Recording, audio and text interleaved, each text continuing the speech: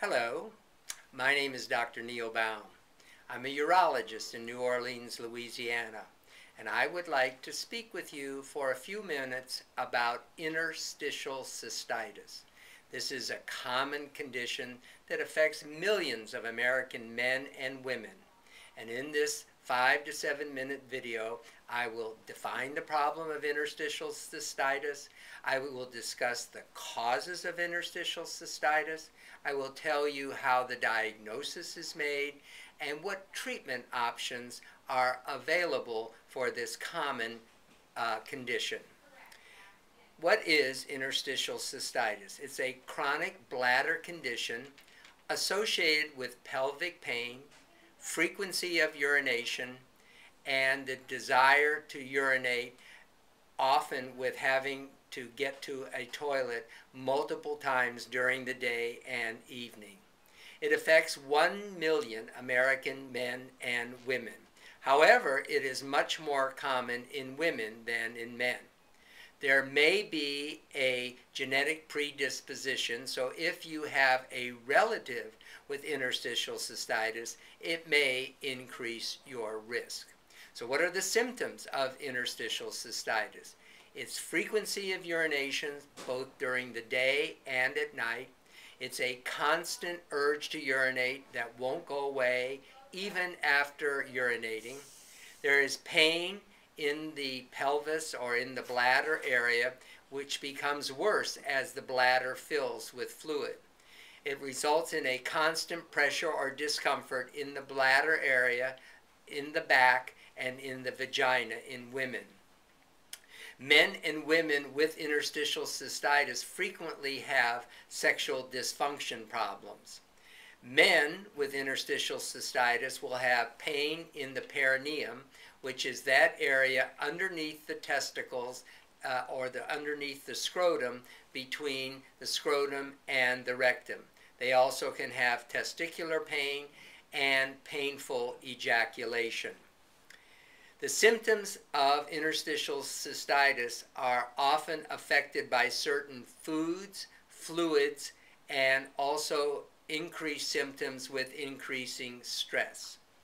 So what are the causes of interstitial cystitis? For the most part, we don't know what causes this common condition. There appears to be a defect in the bladder lining that allows irritating substances in the urine to penetrate the inner lining and affect the nerves in the bladder.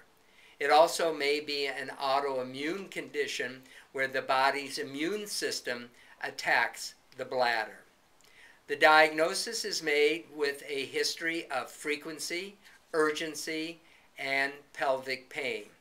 A urine test is frequently done to rule out infection and other conditions that might be causing the symptoms. Patients usually have to undergo a cystoscopy, which is a look into the bladder with a lighted tube, looking for diagnostic findings in the bladder that are compatible with interstitial cystitis.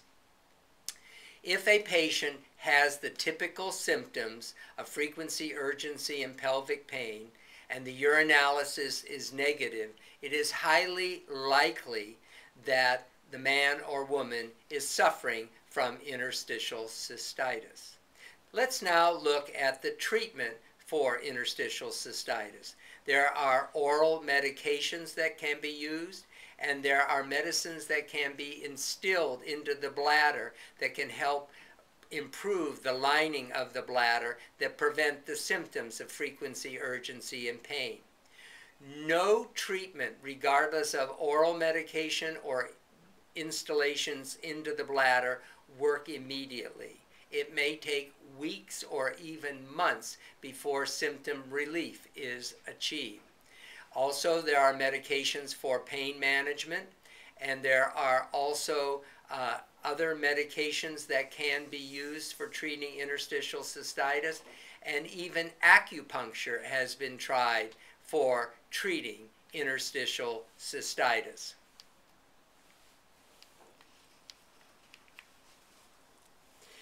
It is important to understand that dietary management is part of the treatment for interstitial cystitis, as there are bladder irritants such as citrus fruits and fluids, tomatoes, chocolate, and caffeine can be bladder irritants.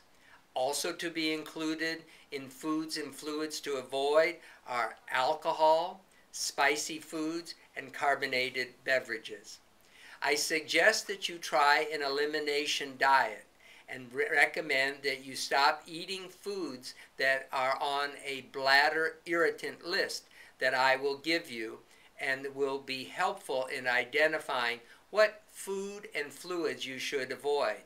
I would recommend following this diet very rigidly for approximately 2 weeks. If the bladder symptoms improve, then one of the foods or fluids is likely to be irritating your bladder.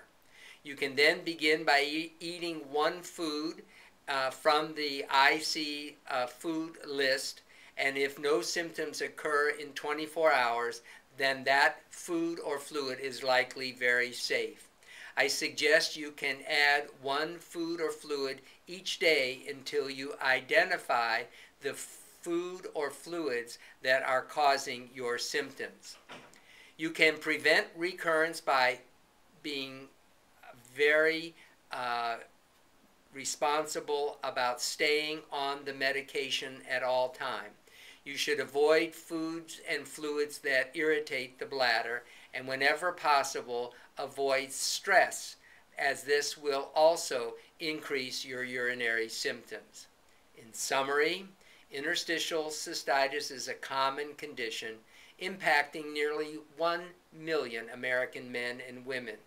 The cause is not known for sure.